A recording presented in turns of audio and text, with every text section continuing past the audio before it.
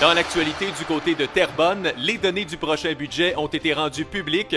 On parle donc d'une nouvelle augmentation de taxes pour 2019, portant le total à 8 % en 2 ans.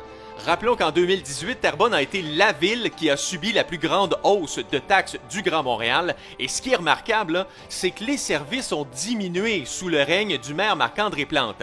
Concrètement, Terrebonne va toucher environ 8 millions de dollars de taxes supplémentaires sur 2 ans, mais va couper, exemple, des patinoires extérieures cet hiver. Au total, des centaines de milliers de dollars seront coupés en culture, en loisirs et en aide aux organismes.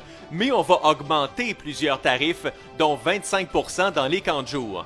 Pourquoi la ville de Terrebonne procède à ces coupures-là? La réponse se trouve du côté de l'hôtel de ville, où le maire Plante s'est attribué un budget discrétionnaire de 200 000 $. Discrétionnaire, là, c'est de l'argent que l'on peut utiliser comme on veut. Aussi, pour les frais de représentation des élus, on ajoute 65 000 $, alors que les élus ont déjà 13 000 pour ça. Ça va s'arrêter quand? Et l'éléphant blanc dans le budget, c'est le 100 000 $ attribué à une étude de faisabilité du déménagement de l'hôtel de ville. Le but du maire est d'en construire un autre beaucoup plus gros.